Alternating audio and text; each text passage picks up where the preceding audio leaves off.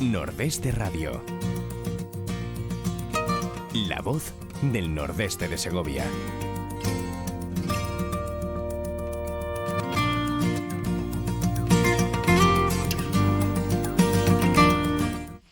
Hola amigos, desde Riaza, desde aquí quiero darle la bienvenida a Nordeste Radio. Ya estamos en julio, ¿eh? Caramba, cómo pasa el tiempo. Y quizás con esto del confinamiento, pues parece que nos han robado ahí unos meses y hemos entrado en el verano prácticamente sin darnos cuenta. Vicky Báñez, muy buenas tardes, ¿cómo estás? Hola, buenas tardes, muy bien. Que digo que ya en julio, ya preparando las gasas, los tules y esas cosas. Bueno, se supone que ya lo tenemos que tener preparado a estas alturas. ¿Sí? Más que nada porque llevamos ya 8 o 10 días con bastante calor. Tiempo hemos tenido. Sí, pero no nos lo planteábamos. La verdad es que no ha habido primavera, no ha habido nada y se ha notado y no apetecía sacar ropa de verano ni nada. Sí, parece que nos han quitado un poco de tiempo, ¿no? Nos han quitado todo lo que es la primavera, el concepto primavera que nosotros tenemos ha desaparecido del mapa. En fin, vamos a saludar a Rosa Guillén. Rosa Guillén, muy buenas tardes. Hola, buenas tardes. ¿Cómo estás, Rosa? Aquí andamos en el pueblo. En el pueblo. También preparando las gasas y los tules para el verano ya.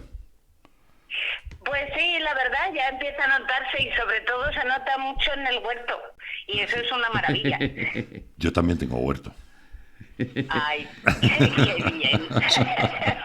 No, mi huerto es muy limitadito, ¿eh? Mi huerto está limitado a 5 plantas de tomates. 6 plantas de tomates, 2 de pimientos, 1 berenjena y 3 calabaciles. Maravilloso. Ya tenemos por lo menos para guisar algo. Sí. Chica, pero te hace una ilusión tremenda, ver los tomatitos cómo van creciendo, ver estas cosas. La verdad es que para mí es toda una experiencia, la verdad que lo estoy disfrutando y mucho. Bueno, Rosa Guillén pertenece a Sanidad Rural, por lo que ya saben de lo que vamos a hablar.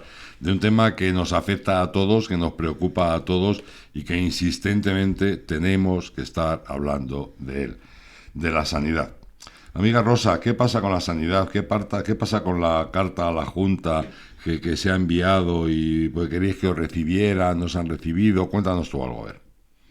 Pues en principio la carta que se envió, que fue una carta que se envió firmada pues por todos los alcaldes de la zona, realmente pues ha tenido una respuesta en la que se dice que se derivará, que sintiéndolo mucho es imposible que Mañueco pueda recibir a los alcaldes. Recuérdanos Rosa, ¿cuál es tu zona de salud? Roa de Duero. Ajá. Nosotros pertenecemos a uno de los 28 pueblos que pertenecen a ese centro de salud. Uh-huh. Y luego como hospital y como centro de especialidades pertenecemos a Aranda de Duero. Aranda, ya, muy bien. Ya, continúa, por favor, era solamente para aclararlo, para que supieran nuestros oyentes de dónde estamos hablando. Sí. Pues, perdona, me he perdido un poquito. No, estabas hablando de que habías enviado un escrito firmado por todos. Sí, efectivamente. Pues la respuesta ha sido que desgraciadamente Mañueco no puede atenderles, con lo cual derivarán la petición a la consejera de Sanidad a ver si ella tiene un huequito para atenderles. Esa es básicamente la respuesta. ¿Qué pedís en la carta? Nosotros en esa carta lo que se pedía era una reunión para que se aclarara cuál es la situación y básicamente pues cuáles son los prospectos para el centro de salud de Roa y para los 28 pueblos que pertenecen a él y también otros pueblos que se ven afectados como lo que es Sotillo, Pinillos, que también pertenecen al centro de salud de Roa y que de hecho en estos momentos no tienen ni siquiera médico que les atienda desde hace ya meses. Ostras. Si algún médico va a atenderles es porque hacen entre ellos lo que pueden para poder ir a pasar consulta, aunque sea una vez a la semana. Joder, madre mía. ¿Qué nivel tenemos? Qué vergüenza. El problema es que lo que no se entiende realmente es por qué este empecinamiento. Uh-huh. Esa es la parte que no se entiende, porque se supone que la primera línea contra el COVID en estos momentos son los centros de atención primaria. Entre ellos entran los consultorios de los pueblos. Bien, se ha tratado de decir que no se pueden abrir los consultorios de los pueblos porque tienen que tener 2 circuitos diferenciados. Uno para gente que va con COVID y otro para gente que no va con COVID. En la mayoría de casos, salvo que los síntomas sean muy claros, tanto a un consultorio local como a cualquier centro de salud, la gente que va no sabe si tiene COVID, salvo que los síntomas sean muy claros. Claro. Que en muchos casos no lo son. Entonces... Pero no lo sabe... Hay un triaje telefónico ahora mismo en el medio rural que debería de ser, más que un triaje telefónico, debería de ser una petición de cita normal y corriente, que el médico evalúe en la consulta. Si la gente que va a llamar sospecha que tiene COVID, ahí sí debería de llamar a un número o especificarlo para que se le atienda en su casa o se le atienda por teléfono o lo que sea, para que no se junten. Pero es que no entendemos cómo puede ser. Creemos que es una cuestión de voluntades, que tampoco es mucho más complicado lo que están tratando de hacer en estos momentos, de que la gente mayor se tenga que apañar con lo que son las llamadas de teléfono, que el médico luego les tenga que llamar por teléfono, cuando en muchos casos realmente además es que ni siquiera han provisto de los suficientes administrativos como para personal administrativo como para que pueda suplir esa atención telefónica, con lo cual muchísimas veces, no sé cómo será en vuestro caso, pero en el nuestro muchas veces, y no porque no estén trabajando en el centro de salud, todo lo contrario, están trabajando muchísimo a no dar más porque tienen menos personal, pero a veces 2 o 3 días más tarde entonces consigues que te contesten, o 20 llamadas más tarde. Ostras. Es que además aquí, tal y como tenemos todos los sistemas de comunicación, lo que son las redes, lo que son todo el sistema de autobuses, es que es muy complicado todo para poder hacerlo así. El otro día hicisteis una manifestación en la que participamos, una manifestación por vía YouTube. Fue absolutamente exitosa, no ha pasado nada, todo sigue igual. Además ahora está el verano, parece que con el verano desaparece todo, el que uno que no te atienden, otro que no encuentras, otro que no sé qué, pero claro, nosotros vamos a seguir aquí igual. ¿Vais a hacer más manifestaciones? Pues que desaparezca ahora en verano es un problema muy serio, porque además ahora mismo, y esto es una cosa que es a nivel nacional, no es solo en Castilla y León, no se están haciendo tarjetas de desplazados. Eso te iba a preguntar, que el otro día lo comentábamos. Me comentabas de que no se están haciendo tarjetas de desplazados. No, es una orden administrativa y además, por lo que sabemos, es una orden a nivel nacional. ¿Y eso qué implica? Es un problema muy serio. ¿Eso qué implica? ¿Que no cualquiera que esté de vacaciones por ahí no puede ir al médico? No, sí puede. Ah, bueno. Sí puede porque con el DNI, efectivamente, tú puedes ser atendido. El problema es que no se está registrando de ninguna manera el incremento de la población en los pueblos. Por ejemplo, nosotros durante la mayoría del año somos entre unas 60, 70 personas, que todos sabemos que en los pueblos en invierno desciende mucho la población, ¿vale? Entonces, en estos momentos ya casi hemos triplicado, y como nosotros, la mayoría de pueblos, hemos triplicado la población. Si ese aumento de población que necesita recursos médicos no se registra de ninguna manera, evidentemente el hecho de que tengan que llamar por teléfono, llamen por teléfono y se les registra aunque sea en una lista, entiendo que no se vaya en balde al centro de salud para una tarjetita, pero aunque sea que se les registre en una lista, si esa población no ha aumentado, evidentemente no hay necesidad de movilizar recursos. Claro, ese es el tema. Ese es el problema. Atenderte te van a atender. Sí. ¿Y la información sobre esta tarjeta dónde la has sacado? Pues llamando al centro de salud. Una vecina que vino, o sea, así de simple. Una vecina que vino y que llamó por teléfono, porque todos los años se insiste muchísimo en que la población se tiene que registrar y demás. Entonces llamó por teléfono y le dijeron que no, que con el DNI, que si se ponía malo que podía ir al médico. Preguntó y le dijeron que no. Y cuando preguntó además que ¿y eso por qué? Dijo, no, es que nos han dicho que tenemos que hacerlo así. Si es tan simple como llamar a cualquiera de los centros de salud e intentar hacerse una tarjeta básicamente en cualquier sitio ahora mismo de las zonas rurales o donde sea, intentas hacerte una tarjeta de desplazados y ocurre lo mismo. No sabemos si es consecuencia de que durante los primeros 2 meses del COVID se registró una cantidad inusual de tarjetas de desplazados que se estaban registrando en Castilla y León que sobre todo en las zonas rurales, que era bastante preocupante, porque creo que entre marzo y abril se registraron más de 4.000. Más de 4.000 entre marzo y abril. Sí, claro, es que realmente ha habido mucha gente que al principio del COVID, cuando se estaba avisando, la gente se cambió de población, se fue a su segunda residencia y se quedaron allí confinados. Mejor que estar en un sitio, en una capital, por ejemplo, que hay muchísima más gente. Claro, la gente se fue fuera. Si no iba a poder salir, prefería estar en el campo.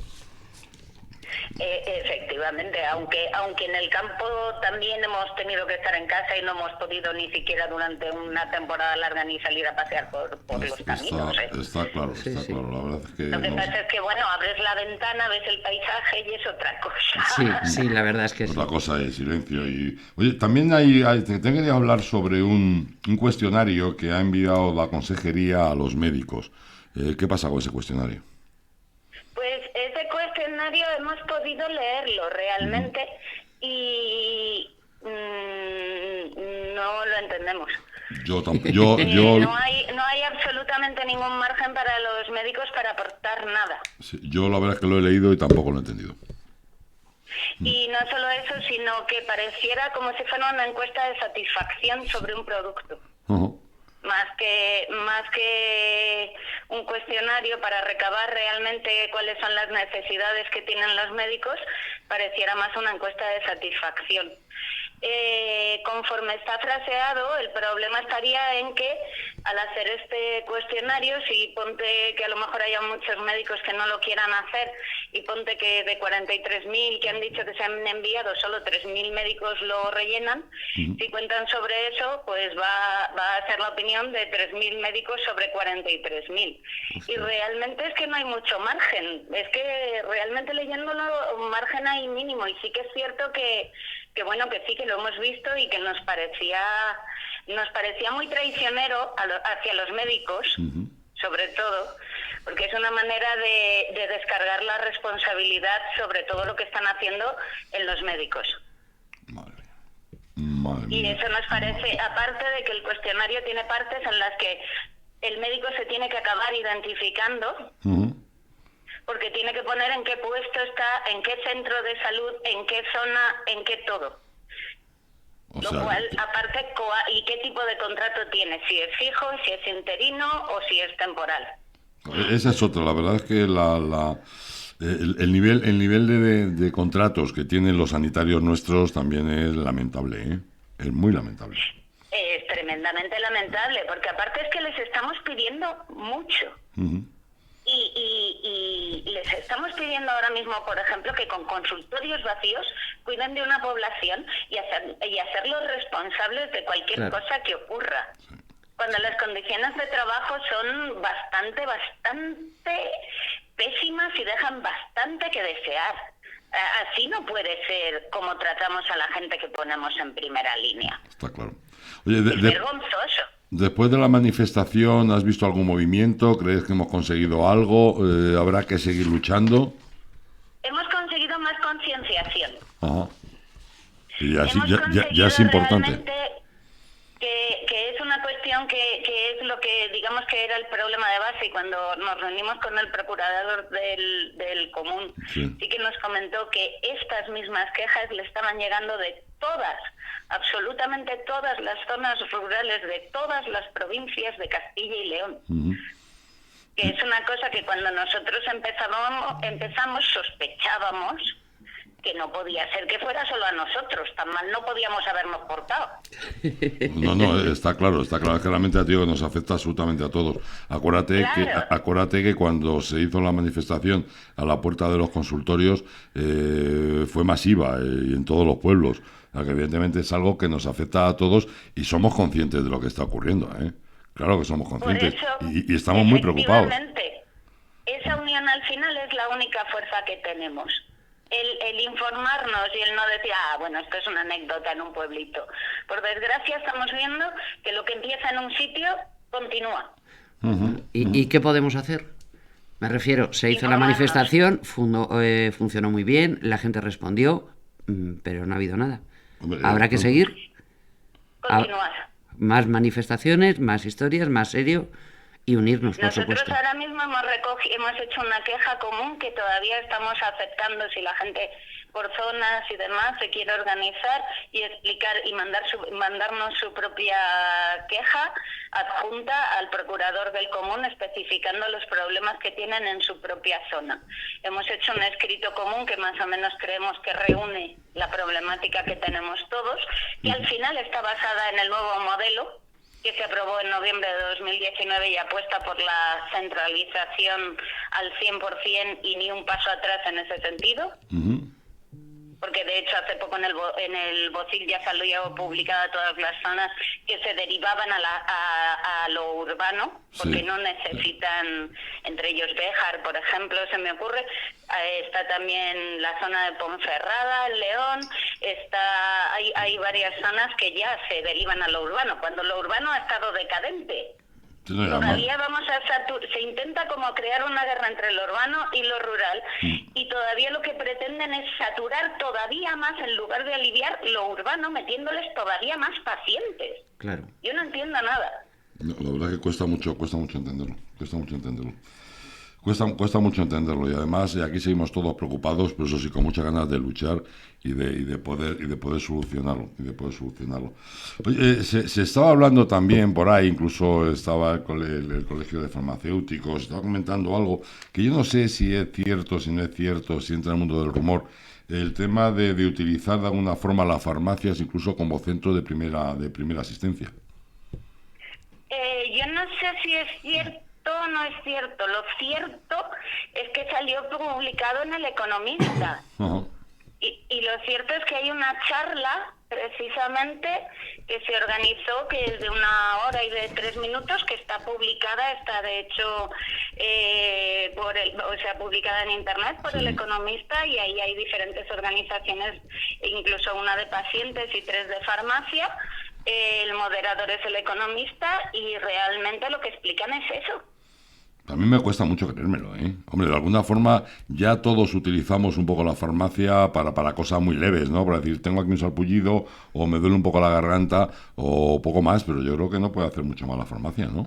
Pero no nos equivoquemos, los farmacéuticos son químicos. Claro. Y no el consultorio necesita un médico y un enfermero, una enfermera o una médica. Claro. Son químicos. No, es que además es una responsabilidad muy grande, y sobre todo cómo está la situación ahora. Nosotros consideramos que es colocarle un marrón muy grande a los farmacéuticos, y tremendamente injusto, cuando ellos han hecho el esfuerzo ahora de coordinarse todo lo que han podido, pero a costa de estar asustadísimos por si estaban cometiendo algún error. Ellos son muy conscientes de que no son médicos. Claro. Tampoco tenemos constancia de que se haya informado a los farmacéuticos. Lo único, esto que salió, pues eso hace como 4 o 5 días, que sí que nos pareció muy curioso, porque de hecho se habla de que CEFAR y COFARES hablan en concreto de que ya se habían hecho propuestas a las administraciones que se estaban empezando a llevar a cabo, pero que con lo del COVID se habían parado, pero que ahora se retomaban. No especifica qué administraciones, no especifica qué tipo de acuerdos, pero lo que sí que es cierto es que durante toda la charla se habla de que precisamente la botica o la farmacia se tiene que convertir en un centro de atención primaria. Madre mía. Oye, la verdad médicos. Sí, médicos, claro. Sí, médicos. Oye, la verdad es que tú te estás haciendo famosa. Te veo por todos los medios de comunicación, hablando. Ay, no me digas. Siempre, ya habla a todos sitios. El otro día estuviste en COPE, el otro día estuviste muy bien, ¿no? Es bueno, porque así podemos difundir un poco la preocupación nuestra. Hombre, yo personalmente famosa por esto no quiero hacerme. Una broma. Yo me gustaría que esto estuviera muchísimo más solucionado y hacerme famosa pues por mis tonterías, mis cosas, Por esto en concreto creo que yo soy la voz, pero normalmente, que de hecho hay otros que también están poniendo la voz, pero somos mucha gente. Sí, y contáis con todo nuestro apoyo, porque es algo que nos afecta absolutamente a todos. Está claro. Rosa Guillén, de Sanidad Rural, pues como siempre agradecerte muchísimo lo que nos haya atendido. agradecerte el que nos aclares un montón de historias y que nos mantengas un poco al día. Yo te rogaría que la próxima actividad que tengáis pensada, cualquier cosa que vaya ocurriendo, por favor nos lo vayas contando y podamos nosotros contárselo a nuestros oyentes. ¿Te parece? Por supuesto. Pues muchísimas gracias, ha sido un auténtico placer el tenerte. ¿Algo que quieras contar que no te haya preguntado? ¿Algo que se nos haya olvidado? Realmente yo creo que más o menos con lo de la recogida de firmas, que la gente esté atenta para recoger todas las que podamos en toda Castilla y León, a ver si conseguimos de una vez por lo menos, aunque sea pararlo, luego ya veremos cuáles son las soluciones, porque la situación es bastante fea. Sí, es verdad. Pues seguiremos aquí, a ver qué tal se nos da, ¿vale? Muchísimas gracias. Rosa Guillén, un beso muy fuerte, muchas gracias. Hasta luego, Hasta Rosa. luego. Hasta luego. Chao. ¿Necesitas ayuda para diseñar o llevar tu página web, cartelería o redes sociales? ¿Quieres pasar tu negocio al mundo online y no sabes cómo? En Radio Argo y Más podemos ayudarte. No dudes en ponerte en contacto con nosotros al 671 091 098. Tenemos tu solución. 671 091 098.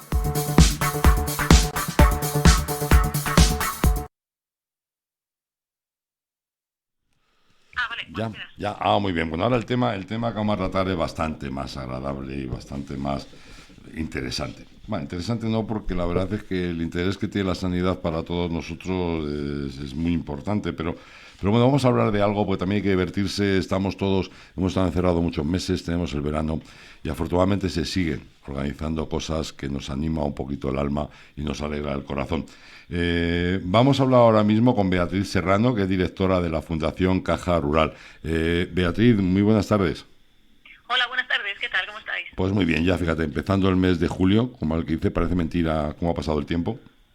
Y bueno, y con una noticia muy buena que nos tenéis que dar, porque empezáis otra vez el Festival de Veladas Musicales Gourmet de la Fundación Caja Rural, que se llama Música con Gusto. Cuéntanos un poquito qué es lo de Música con Gusto. Pues Música con Gusto es un festival que aúna, por un lado, la música, que es la principal protagonista, con la gastronomía, que siempre participa una bodega y un restaurante de Segovia en cada una de las veladas, y con espacios con encanto de Segovia, diferentes patios, diferentes jardines. Entonces llevamos ya 7 años, y este era el 8º, y cuando pasó todo esto que sucedió del COVID en marzo, pues nos planteamos seriamente si volver a hacer este festival, si suspenderlo, pero finalmente hemos decidido que hay que continuar, que la vida sigue, eso sí, manteniendo todas las medidas de seguridad necesarias, pero allá vamos a por la 8ª edición de Música con Gusto, que también es muy necesario, como bien decías, y que todos estamos deseosos de disfrutar de la cultura. Hombre, además, fíjate que vamos a gozar, como dices tú, de parajes inigualables, unos parajes muy particulares. Vamos a gozar de una buena música y además todo esto con comida. Estamos hablando de que vais a hacer estos conciertos en los jardines del Alcázar y también en el patio de armas de la Academia de Artillería. Y empezamos el día 23 de julio, ¿no? El 23 de julio, además, inauguramos ese escenario que es impresionante, que son los jardines del Alcázar. Se entra por abajo, se entra al lado del puente de San Marcos, y son una auténtica maravilla. Claro, está el Alcázar como testigo que se observa desde arriba, y es una gozada. No se suele utilizar este espacio para la realización de eventos, pero ya que los otros espacios de otros años, como podían ser, por ejemplo, el jardín del Esteban Vicente o el patio del Palacio de Quintanar, se quedaban pequeños para poder mantener los aforos que esperamos, pues vamos a disfrutar de estos jardines y va a ser una auténtica gozada. Van a venir 2 grupos, va a empezar White Notes, son 2 grupos segovianos en este caso. White Notes está compuesto por una cantante de Fuente Pelayo y un guitarrista de Cuéllar, y hacen juntos un repertorio de versiones propias, de acústicos, tanto de música española como de música internacional. Y nada, son una chulada. También hacen maridajes con vinos, con música y vino, con lo cual pues encajan genial en estas veladas. Y luego la Trupe de la Merced, que es una orquestina ecléptica, pues que mete un poco la picaresca, esa música golfa, música de distintos estilos conocidos, y también pues con muchísimas ganas de disfrutar de ellos, que hace muchísimo que no les vemos en Segovia. Hace mucho se echa de menos, ¿verdad? La verdad es que echamos de menos el divertirnos un poco y el juntarnos, aunque sea con cierta distancia, pero el juntarnos y el vernos, caramba, claro que apetece. Y lo de la comida, porque vamos a tener jamón, vinos en las dos actuaciones, qué maravilla, ¿no?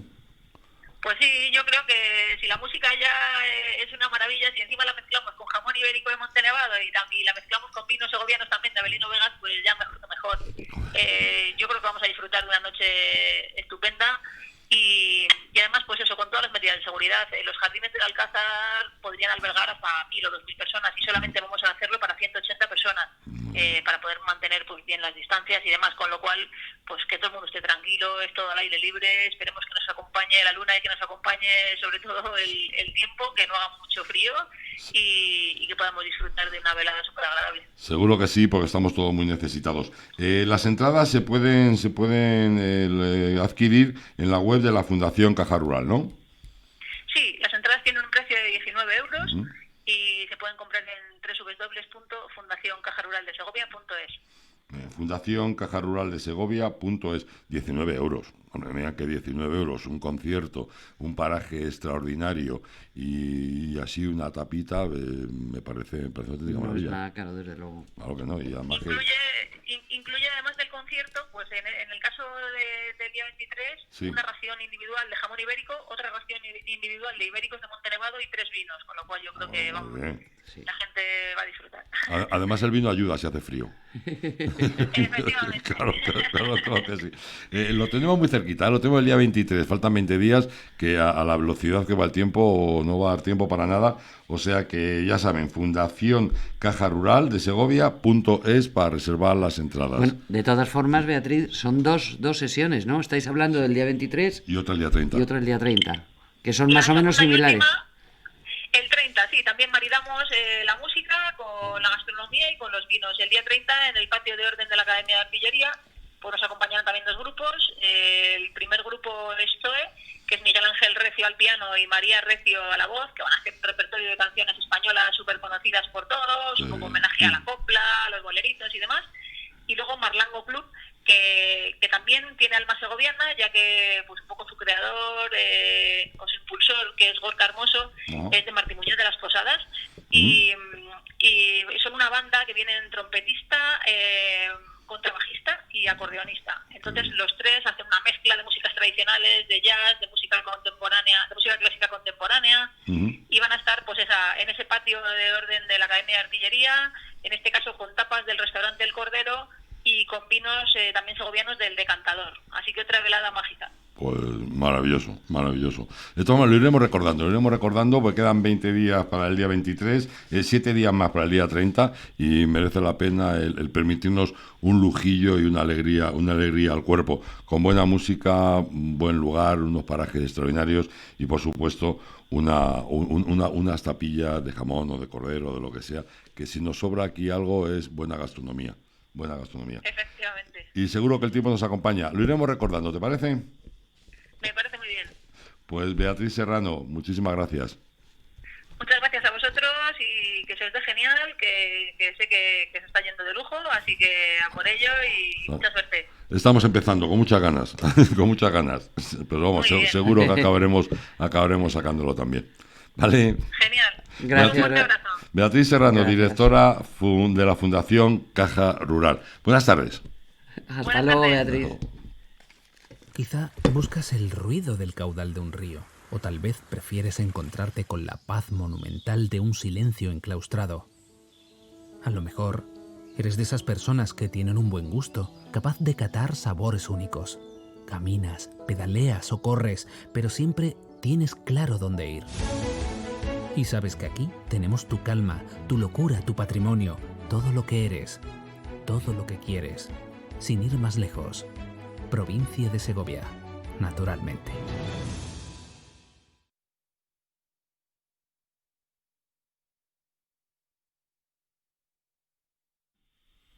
Y hablamos de nuestros animalitos, de esos pequeñajos que tenemos por la casa y que ocupan tanto espacio y nos dan y les damos tanto cariño.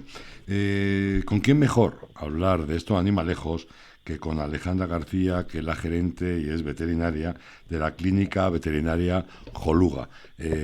Alejandra, muy buenas tardes. Hola, buenas tardes. ¿Qué tal estás? Bien, muy bien. Con mucho lío, muchas cirugías, mucho trabajo. Sí, el verano siempre es un poco más lioso, porque, muchos madrileños han venido a los pueblos, luego mucha gente, en esta zona viene mucha gente del País Vasco, también tiene pueblos por aquí, entonces ya se nota que hay bastante más movimiento del habitual. Hola, buenas tardes, Alejandra, perdona. Hola. Y luego hablaremos de un tema malo, del comportamiento de la persona hacia los animales, pero por otro lado sí es cierto, yo creo que eso lo notamos todos, que cuidamos mucho a nuestras mascotas y nos preocupamos mucho por ellas. Sí, son un miembro más de la familia. Sí, se convierte en eso, uno más. La verdad es que gracias a Dios ha cambiado mucho el tema, porque ahora sí son animales de compañía, ahora son uno más. Sí. Una cosa, ahora hace calor y además está pegando fuerte y nuestros pequeñajos tienen un problema importante que es el tema del sol y ellos no son conscientes como nosotros de que ellos están jugando, están con sus cosas y les puede dar un golpe de calor y eso para ellos es realmente preocupante, ¿verdad? Es peligroso, igual que para nosotros, claro. Un golpe de calor es una emergencia. Una emergencia en la que hay que actuar muy rápido porque puede ser mortal. ¿Y cómo detectas eso?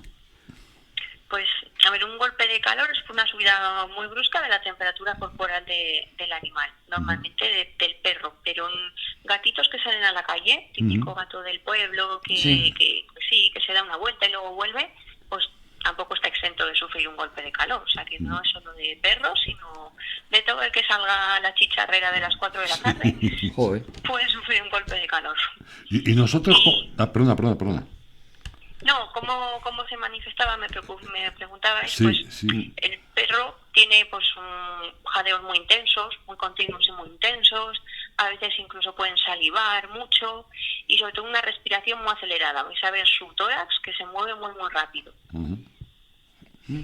Pero tú fíjate que, por ejemplo, y hablo del perro mío, el otro día estuvimos en el campo, tuvimos una comida familiar, no hacía mucho sol, y es cierto que luego le meten en el coche y se tiró media hora con ese jadeo suyo. Sí. Pero es que eso también les ocurre con frecuencia a ellos. Claro, a ver, sí, los perros, por desgracia, sudan muy mal, no sudan como nosotros, solo sudan por las almohadillas. Entonces, pues las almohadillas hacen un intercambio de calor muy pequeñito, porque es una superficie muy poca en comparación con el resto del cuerpo. Entonces, su forma de eliminar el calor es jadeando. Con cada jadeo exhalan aire caliente. Entonces, es un mecanismo muy ineficaz para eliminar el calor. Por eso es normal que jadeen, o sea, ahora es muy normal que jadeen porque es que están sacando el calor del cuerpo y es un método muy ineficaz. Entonces tienen que jadear mucho para eliminar el calor. Lo que ya no es normal es si jadean muy intensamente, salivan mucho, incluso cuando hay un golpe de calor pueden perder la consciencia, pueden llegar a convulsionar y puede incluso aparecer de forma repentina vómitos y diarrea. Ahí sí que estamos en un golpe de calor pues de más de 40 y medio, 41 grados. O sea que se puede deshidratar perfectamente el perrete. Eso es. Yo recuerdo, hace 2 o 3 años llevamos a cortar el pelo al perro nuestro, que realmente el pelo que tiene es lana, y el peluquero nos lo dijo, dice, tener cuidado y no volváis a hacer esto, dice, porque un día se os queda en el camino, Yo no le había dado tanta importancia. Porque lo tenía muy largo y entró el calor y ya sabes que en ocasiones te pilla un poco a contrapelo, porque el tiempo te entra de golpe, no sé qué, bueno, total que nos despistamos un poco y sí es cierto. Bueno, entonces el perro tiene los síntomas. ¿Qué podemos hacer cuando decimos, caramba, que a este tiene un golpe de calor? ¿Qué podemos hacer? Pues hay que bajarle la temperatura lo más rápido posible. Entonces la forma más rápida para bajar la temperatura es agua. Coger agua fría, nunca muy fría, porque un contraste muy repentino no es bueno, pero sí que coger agua fría y empezar a mojarle de abajo hacia arriba. Es decir, empezamos por las patitas, subimos hacia los codos, hacia el pecho, patitas hacia atrás, subimos hacia las ingles, poquito a poco, ¿no? De repente cogemos un cubo de agua y se lo lanzamos encima. No, todo poco a poco para que poco a poco su temperatura vaya bajando. Apartarle, si estamos en un sitio que da el sol directamente, pues buscar una sombra enseguida, un lugar fresquito donde corra un poquito el aire. Y avisarle al veterinario más cercano para que vaya preparando todo, porque en cuanto llegue a la clínica hay que administrar oxígeno y suero intravenoso de forma muy rápida. Sí. Jope. Oye, otra cosa que podríamos hablar, si quiero lo dejamos para la semana que viene, es el tema de que ahora los perros pues disfrutan del agua. Se bañan en la piscina, se bañan en los ríos, se bañan en los pantanos, y quizás el qué hacer con el perro después de bañarse. Hay que darles un agua, hay que echarles un vistazo, ¿qué hay que hacer con el perro? Bueno, lo hablamos ya. Después de un baño, por ejemplo, hemos ido a un pantano o a un río y se han bañado. Sí, por ejemplo el mío, vamos, en cuanto ve cualquier charco ya está metido. Se tira. Ya. Sí, a ver, si el agua está limpia, el agua está disponible para el baño y demás, pues se seca al sol y a casa. Que se nos mete en un lugar pues que el agua ya no es tan salubre, pues sería recomendable que antes de irnos a casa le bañemos para que esa porquería que hay flotando en el agua o dentro del agua pero que es microscópica que no vemos, pues quitársela de la piel para que la piel respire y esté limpia. Oye, otra cosa, ¿y el agua salada? Porque el agua salada... claro, se bañan en el mar, a ver, le das una ola y no vea cómo se pone. Entonces sí hay que darles. Es muy beneficiosa, o sea, que se peguen un bañito en el mar es muy bueno para las personas, pero luego sí que hay que aclarar el agua. El pelo, aclarar la piel y el pelo, porque pues pasa como a las personas, si te bañas en el agua, luego no te lo aclaras o te pones al sol, pues se te va a pudrir un poco el pelo, se te va a quedar quebradizo, va a perder fuerza el pelo. ¿Y los ojitos? Y la piel se va a quedar muy seca. Los ojitos sí que es bueno si se puede limpiar luego con agua potable, y limpiarles un poco los ojitos bien, porque a ver, el perro va a cerrar el ojo cuando se sumerja, que hay algunos que se sumergen, que bucean mejor que algunas personas. Ellos van a ir con los ojillos cerrados, pero luego sí que es bueno que la zona de alrededor se la limpiemos un poco para lo mismo, sobre todo para que no se reseque. La sal es que reseca mucho la piel y el pelo. Fíjense qué consejos tan para el día a día, pero que nos puede evitar muchísimos problemas. Es Alejandra García de la Clínica Veterinaria Joluga. La Clínica Veterinaria Joluga está en la avenida de Extremadura 2B en Aranda del Duero. Voy a dar dos teléfonos que son muy importantes. El teléfono de todos los días, el teléfono de consultas, el teléfono para solicitar cita, que es el 947-515-409, y el teléfono muy importante, que es el de urgencias 24 horas, que es el 648-621-999. Alejandra, te estoy entreteniendo, pero tengo que hacerte otra pregunta. Ahora también en verano tenemos un problema con los perretes y con los medios animales, y es el abandono. ¿Qué hacemos si nos encontramos con un perro que tú sabes que está abandonado? Que le ves por ahí perdidito, además sabes cómo se ponen los pobrecitos, que da pena verlos, totalmente desamparados. ¿Qué podemos hacer con él?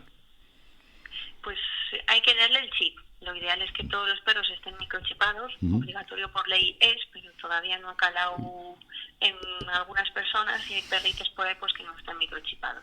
¿Todavía? Lo ideal es que... Eso sí, es sorprendente. Bastantes, por desgracia. Entonces lo ideal es que tuvieran su microchip. Entonces el microchip lo puede leer tanto la policía como un veterinario. Entonces, lo que nos pille más cerca. La policía, si está cerca, le acercamos, tienen lectores de chip, si pueden leer el chip, o un veterinario. Y ahí con el lector del chip, con el número del microchip, podemos entrar a una base de datos donde pues nos diría quién es el propietario, su teléfono, su dirección. Porque me acuerdo el año pasado, por ejemplo, gracias al chip, un perrillo de unos turistas que venían con caravana desde Almería, perdieron al perro aquí. Caramba. Lo estuvieron buscando durante días, ya lo dieron por perdido, estaban regresando a su casa y gracias al microchip pues se contactó con ellos y volvieron a por él. Qué bien. Qué bien. Además la alegría. La verdad es que gracias a Dios estamos evolucionando, pero sí es cierto lo que dices, hay gente que todavía considera al perro como algo que está ahí, que sirve para algo. No es un animal de compañía. Entonces, claro, no me extraña que ni les pongan microchip, ni les traten como les deberían tratar, porque es uno más, a fin de cuentas. Y los encuentras abandonos. Y los abandonos, claro. Que estamos ahora en la época en la que vamos a encontrar muchísimos perros abandonados. Es una pena. Qué pena. El abandono es pues no reflexionar antes de echarte un animal si verdaderamente tienes la capacidad de ser responsable de él en todo, en vacaciones y en cualquier circunstancia. ¿Se siguen viendo muchos perros abandonados? Porque yo recuerdo antiguamente que sí, había muchos, pero la sensación que tengo yo ahora es de que la gente los valora más. Sí, yo diría que sí. Igual pues en Madrid o grandes ciudades preguntas y te dicen que no. Pero por aquí la casuística de abandono yo también diría que ha bajado mucho. Pues Bueno, gracias a Dios. Es una noticia buena para todos, porque de alguna forma yo creo que tratar mal a un bichejo tan dependiente de ti, como puede ser una mascota, o puede ser un perro, o puede ser un gato, me parece un nivel de sadismo tremendo. Eso sí, y desde aquí yo creo que es bueno que hagamos un llamamiento a la responsabilidad. O sea, cuando coges un perro no es un juguete, es un ser vivo que te va a dar mucho y también te va a pedir mucho, evidentemente. Es una responsabilidad, claro. Claro, entonces, porque seas consciente antes de comprarlo. Y si no lo tienes claro, joder, pues no cojas el perro, pero tenlo realmente claro. Alejandra García, ha sido un placer el estar contigo. Nada, vosotros. Además, siempre nos ayuda. Vamos a recordar que la Clínica Veterinaria Joluga, que está en la avenida de Extremadura 2B, en Aranda del Duero, créanme que es realmente cómodo, no tienen que preocuparse por el coche, llegan y aparcan, las instalaciones son absolutamente completas, tienen para todo, cualquier cosa que necesiten, su mascota lo van a encontrar allí en la Clínica Joluga, y los teléfonos son el 947-515-409 y el de urgencia de 24 horas, un teléfono que interesa llevar siempre, porque en cualquier momento nuestro animalillo nos puede dar un susto, es el 648-621-999. Ay, perdona. Alejandra, que ha sido un placer. Alejandra García, muchísimas gracias. Igualmente, vosotros. Venga, Un saludo, Alejandra. Un buen fin de semana. Chao. Adiós. Chao. Hasta luego.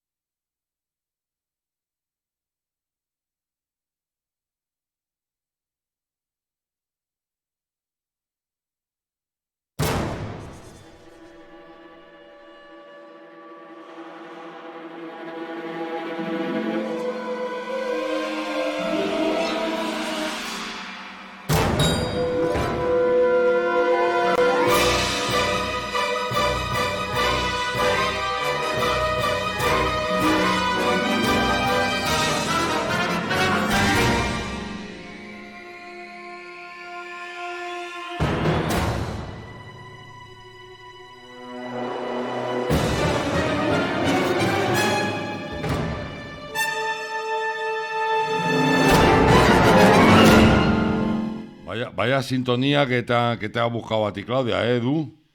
Para que veas, coño, a ver qué tiene que... Tengo enchufes. Buenas tardes, Eduardo Cordo. Muy buenas tardes a todos. Don José Luis García Casado, muy buenas tardes. Muy buenas tardes, don Ezequiel, don Eduardo y todos los que estáis ahí. Sí, Vicky, Sí, pero yo Vicky, también. Vicky está callada. Buenas tardes. Está modosita Es ella. que no sabía si estabas, Vicky. Sí, estoy. Lo que pasa es que estaba haciendo unas llamadas, pero no he podido contactar. Ya, bueno. ¿Qué os iba a decir? ¿Te va a poner otra vez Claudia la sintonía, Edu? Porque es tu sección, una sección en la que nos vamos a estremecer todos, ¿no? Bueno. Que te buscas cada cosita también tú para contarnos, ahora que... Caray, ya sabes que a mí me gustan siempre las cosas de cuchillos y de... Ya. Y de susto, mucho susto. Bueno, pues por eso, nos la pone otro poquito Claudia para meternos en harina y ala, a pasar un poco de miedecillo de ese. Venga, vamos a ver. Muy bien.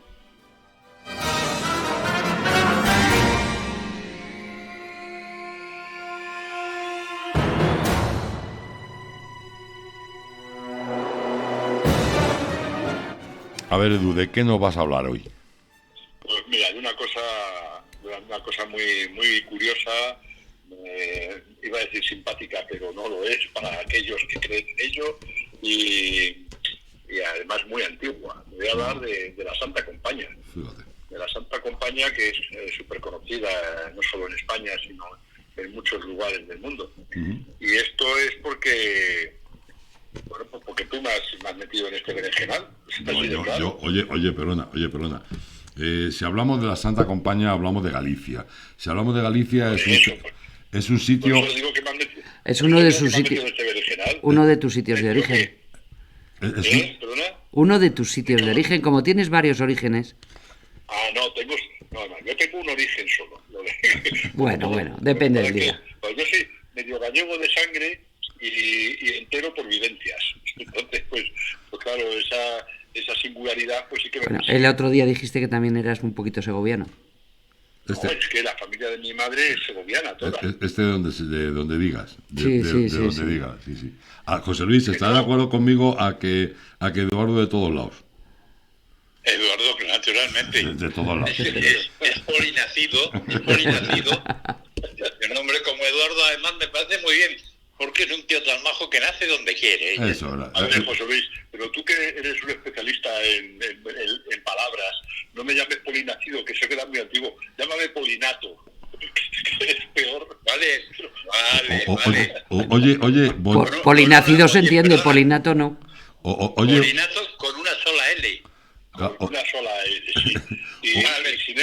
Y sin F, porque si no sería farinato, y ya sabemos lo que es eso de Salamanca. Oye, boniato. ¿Qué te iba a decir? Que además, yo sé que en lo que vas a comentar hoy vas a mencionar un pasaje de tu último libro, un libro que está, vamos, que no se puede tocar porque quema, no te ha dado tiempo ni a sacarlo del horno. Entonces yo sí te voy a pedir una cosa. Todavía ni lo he publicitado. Por eso te quiero decir, entonces la semana que viene hablamos un poquito de tu libro, ¿vale? Venga, hecho. Y nos cuentas un poco cuando lo puedas coger, porque ahora mismo no se puede ni tocar siquiera. ¿Vale? Así es. Venga, pues empezamos con la Santa Compaña. Pues muy bien. Mira, resulta que bueno, es una leyenda, como decía antes, una de las más arraigadas en la cultura y tradiciones gallegas de otros sitios. Antes de bucear en la historia, convendría señalar que, aunque es la leyenda gallega más extendida, como decía, y por ende conocida, existen otras figuras similares en el entorno del noroeste de la península ibérica, cada una con su nombre y todas haciendo referencia más o menos a lo mismo. Así, por ejemplo, además de la Santa Compaña, podemos encontrarnos con un suceso similar en Asturias, al que se conoce como la Güestía. Güestía. Güestía, sí. En Castilla tenemos la Estantigua o Hueste Antigua. En las urdes de Extremadura cuentan con el Cortejo de Genti Muerti. En el antiguo Reino de León tienen por su parte la leyenda de la Estadea y la Hueste de Ánimas. Y por último, la Estadea también se teme en Zamora. Es decir, que bueno, porque hay varias fórmulas que más o menos nos llevan a lo mismo, como ahora iremos viendo. Sí, porque además está el temor ese a la muerte, el temor... claro, es que está ahí, nos acompaña siempre, eso nos acompaña siempre, el misterio. Y además todo esto tiene que ver con la creencia atávica de siempre, de que el hombre, aparte del hombre, el humano, que no es sexista, perdóname, el humano, aparte de tener sus facultades, potencias y demás, aparte tiene otra cosa que es el alma. Y este alma es el que no muere nunca, y efectivamente este alma puede penar en algún momento por las circunstancias propias de la vida de cada uno. Y en eso se basa estas historias, ¿no? Bueno, esta historia, como vemos, siempre aparece en el noroeste peninsular. Bueno, a ella, en cualquiera de sus formas, se han referido enormes escritores desde la Edad Media, como por ejemplo el clérigo Gonzalo de Berceo, que en el 25º y último de sus milagros de Nuestra Señora aparece como protagonista un popular personaje de la Edad Media, citado en las Cántigas de Santa María, o Cantigas de Santa María, por Alfonso X el Sabio, que se trata de Teófilo el Penitente, el personaje que decías tú antes que aparece en mi novela. Sí. Efectivamente, se trata de un clérigo despechado que recurre al diablo para que le pueda, para tener más poder en el clero. Y para conseguirlo debía de llamar a la puerta de un judío, amigo de hechicerías, por la noche, donde la procesión, gente ya quedada, se llamaba, le estaba esperando. Allí vio a poco de hora, estoy leyéndolo un poco tal y como lo escribe Gonzalo palabras de ese tipo, por eso suena a veces un poco raro, ¿no? Pues allí vio gente, a muchas gentes, con ciriales en las manos y con cirios ardientes, con su rey en medio, feos y no lucientes, dice Gonzalo de Berceo. El judío le advirtió que no se santiguara. Ese rey era el demonio. Y este rey, el demonio, fue el que le hizo firmar al penitente, a Teófilo el penitente, le hizo firmar un documento, un pacto a cambio de su alma. Bueno, en definitiva, luego al final termina interviniendo la Virgen y lo libra del infierno porque él se arrepiente y pide perdón y estas cosas. También Miguel de Cervantes, gran conocedor de las historias y leyendas de las antiguas provincias gallegas, digo lo de las antiguas provincias gallegas porque, como nuestros entendidos oyentes sabrán, antiguamente las provincias gallegas cogían parte de León, todo lo que es la zona del Bierzo y demás, y cogían parte de Zamora también. Por eso hablo de las antiguas provincias gallegas, ¿no? Bueno, pues Miguel Cervantes, gran conocedor de las historias de esa zona, sin mencionar a la Santa Compaña, esto hay que decirlo, la refleja en el Quijote, en el episodio del cuerpo muerto, que está en el Quijote 1, en el 19, en el capítulo 19. Un bachiller y 11 frailes acompañan de noche el ataúd de un fallecido desde Baeza a Segovia, llevando hachas, o sea, cirios grandes, y son confundidos con fantasmas por Don Quijote y Sancho.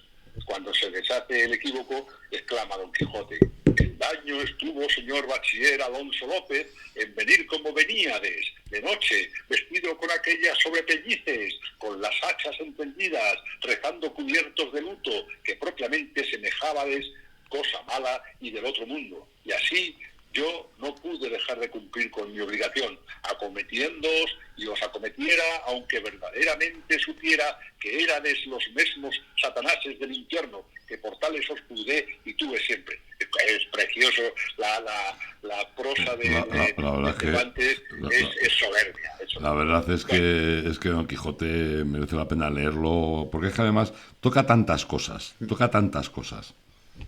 Y es de una cultura extraordinaria, es de una cultura soberbia. Es un hombre que pese a no ser licenciado, era un hombre, Cervantes era un hombre que tenía tal cultura que ningún licenciado de su época podía asemejarse. Uno de los grandes problemas y las peleas que tuvo con Quevedo y con mucho más fue precisamente por eso, por esa falta de licenciatura, porque evidentemente cubría con creces, Así es.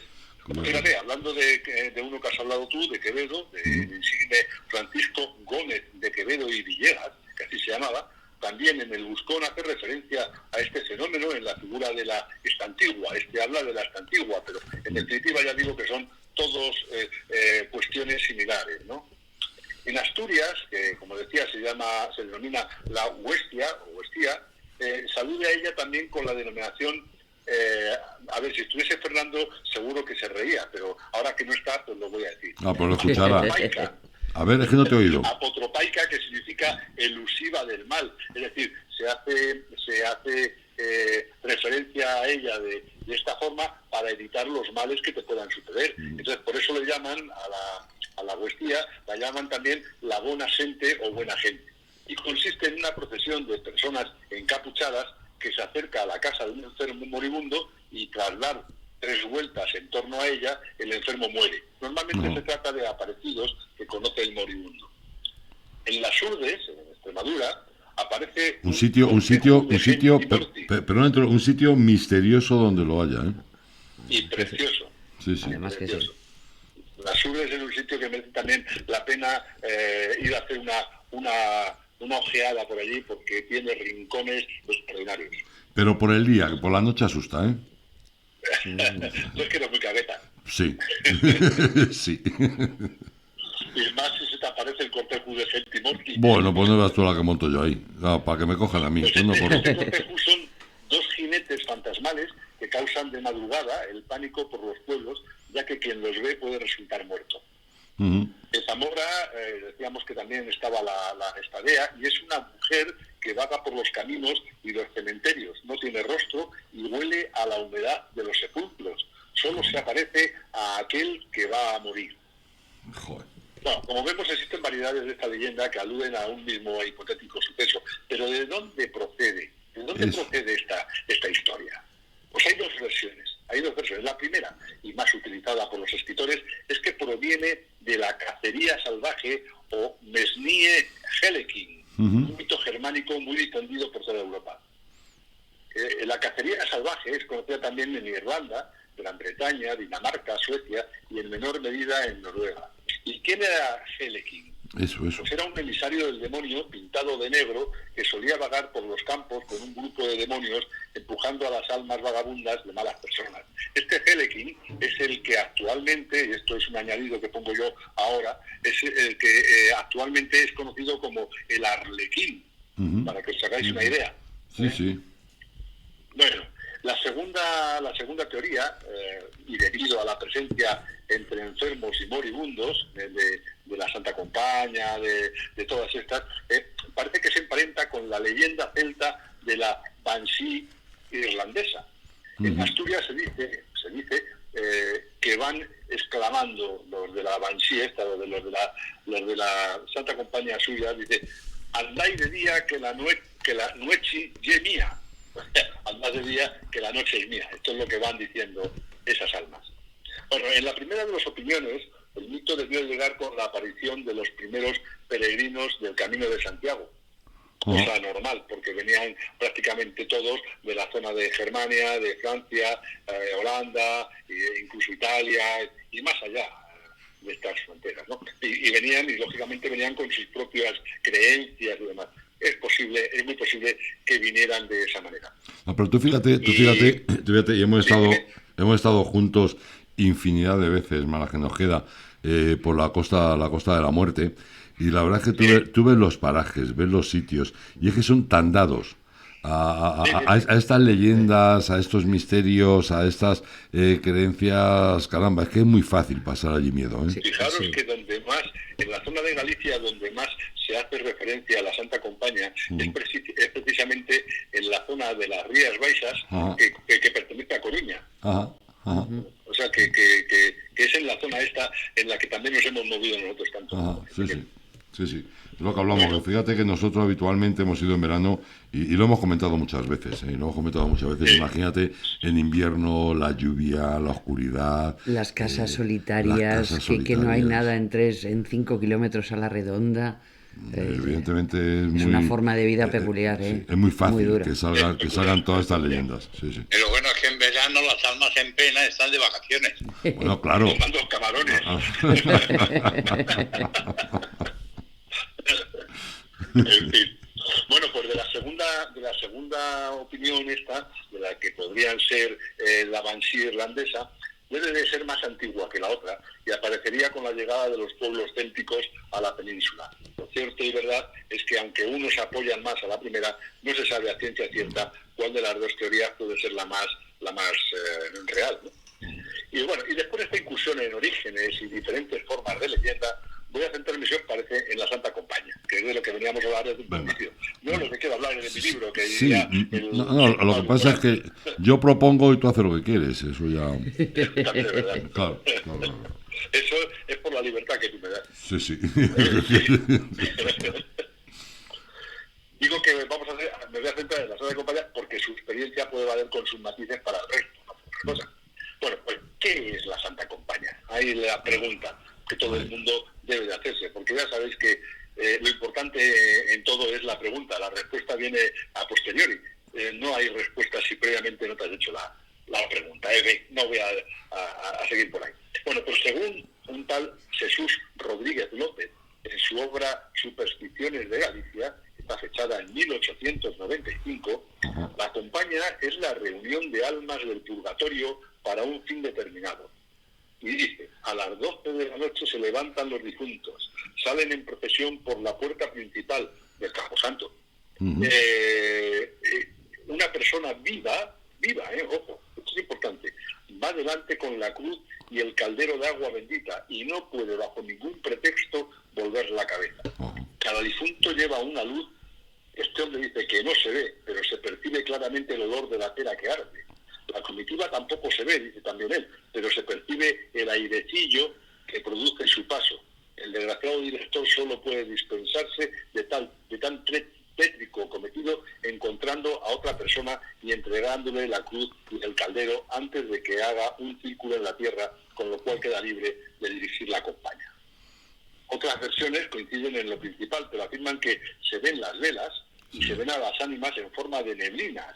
Y la más extendida de ellas afirma que está formada por una comitiva de almas en pena vestidas con túnicas negras, con capucha, que vagan durante la noche.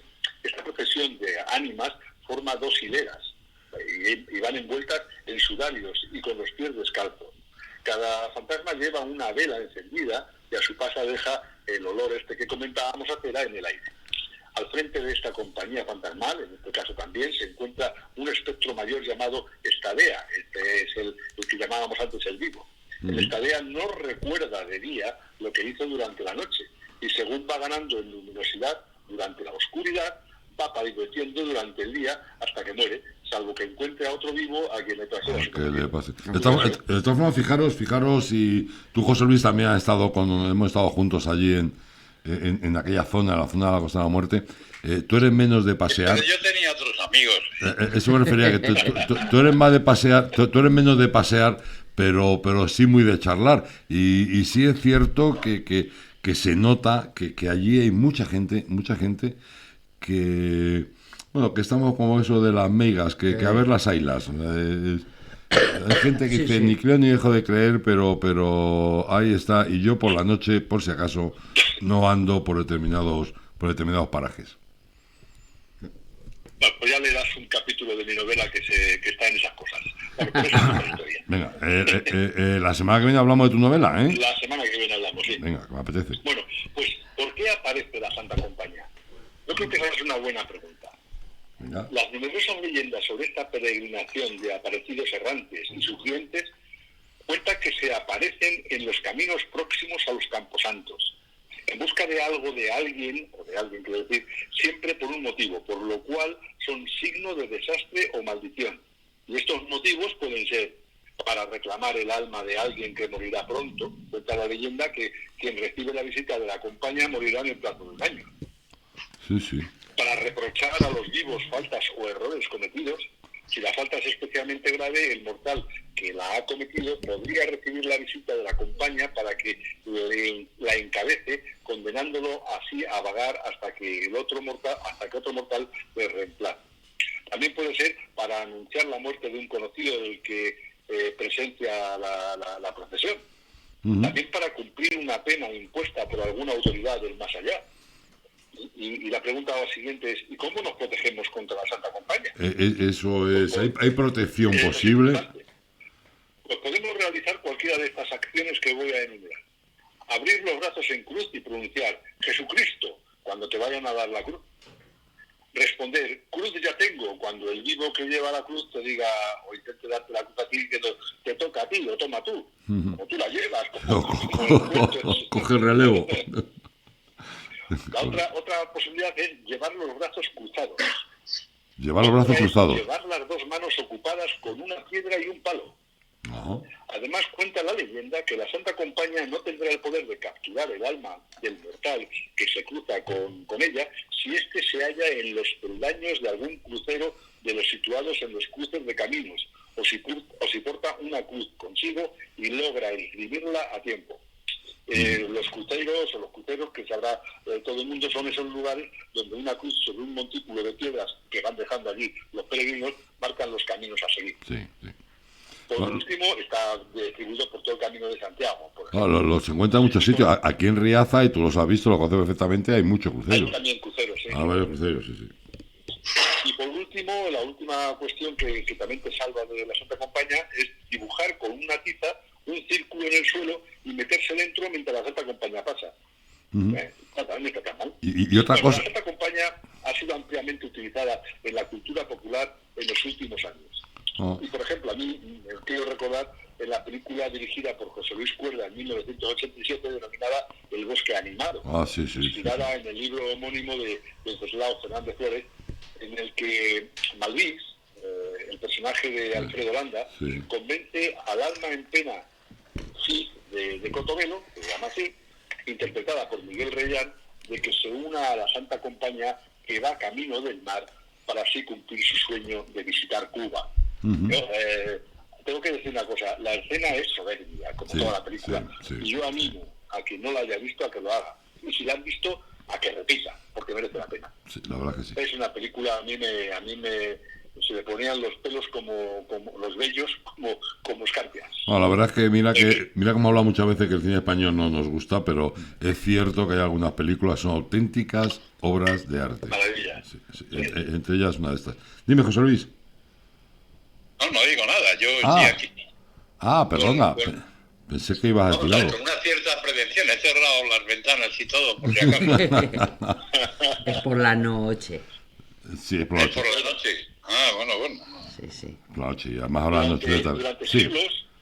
Durante siglos, y aún en día de hoy, la Santa Compañía se ha convertido en una de las leyendas más extendidas de Galicia, avivando terrores de niños y, por supuesto, de caminantes y pastores durante la noche. La también conocida como procesión de ánimas se debate entre el mito y la realidad. Según Ramón Romar, otro estudioso del tema, todas las versiones de la Santa Compaña hacían referencia a los cementerios, a las encrucijadas de caminos o a los días de niebla. Los jóvenes, cuando estaban reunidos de noche y a oscuras contándose sus aventuras, si se acercaban los más pequeños, los paladines, cambiaban inmediatamente a la Santa Compaña y lo hacían de una manera desgarradora, describiendo muertes y desaparecidos, hasta que los niños abandonaban el corro o se quedaban tiesos de miedo. Y bueno, y eso es, si os parece, eso es todo. Sí, la verdad que hay mucho... Pues yo he visto... Alguno no duerme esta noche, así que... Edu, yo he visto una variación de la Santa Compañía, te aviso. ¿Una variación? ¿Cuál? Sí. Hombre, los fuegos fatuos. En un cruce de carreteras, dentro del cementerio, se debían de estar preparando una noche así que estaba como lluviosa, triste, y lo vi. Vi lo que realmente llaman los fuegos fatuos. Lo que son, pero impresionaba.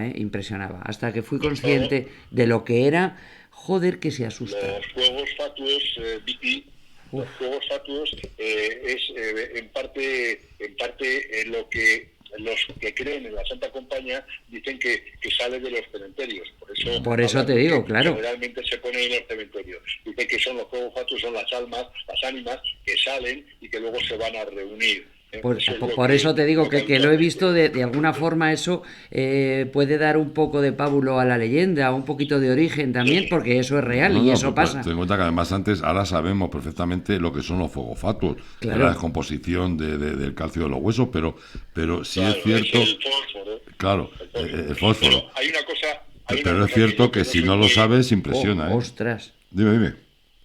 Digo que para calmar almas apenadas o almas aterrorizadas con este tema, yo tengo que decir que yo, que no soy muy crédulo de estas historias, la única solución o la única visión que se me ocurre para que aquellos que han visto la Santa Compañía, que hay mucha gente que dice que la ha visto, muchísima gente que afirma haber visto la Santa Compañía, pues a mí se me ocurre que estos son como los espejismos del desierto.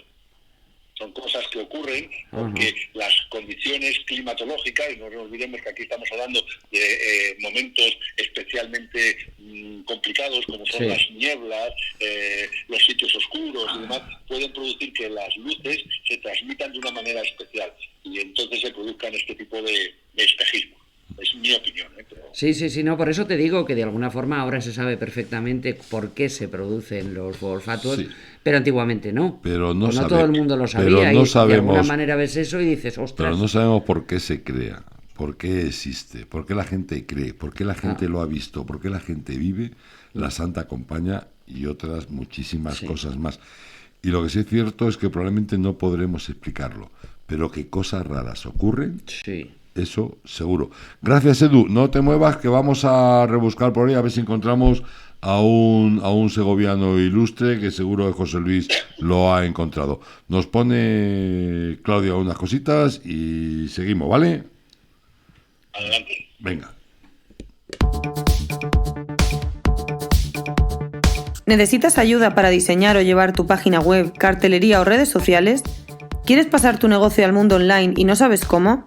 En Radio Argo y Más podemos ayudarte. No dudes en ponerte en contacto con nosotros al 671-091-098. Tenemos tu solución. 671-091-098.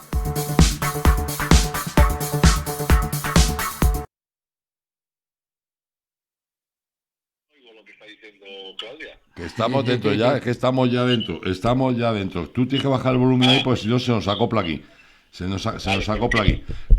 José Luis García Casado. A ver, ¿a quién has encontrado hoy? Un personaje que a mí me ha sorprendido. Yo no sabía que era segoviano. Segoviano de Segovia, sí, señor. Ajá. Sí. A ver, pues ¿de quién hablamos? Pues vamos a hablar de un hombre muy conocido. Se llamaba Arsenio Martínez Campos Antón. Conocido por Martínez Campos. Claro, era Martínez Campos.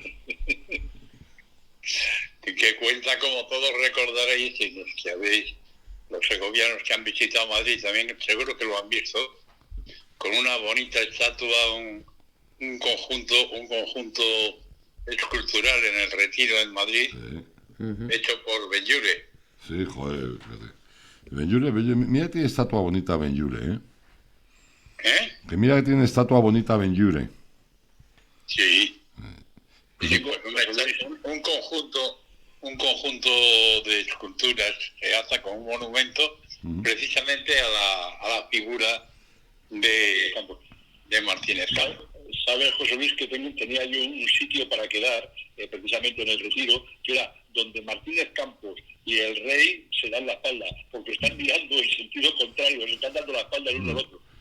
Sí, y eso que Martínez Campos era muy borbónico, muy monárquico. Hombre, claro. No, pero las estatuas están mirando cada una para un sitio. Martínez Campos está mirando al este y el otro está mirando, y el rey está mirando al oeste. Es que tiene mucho que ver esa estatua con la guerra de Cuba y con la independencia de Cuba, y para mí que uno le está diciendo al otro, tú mira por allí y yo miro por aquí.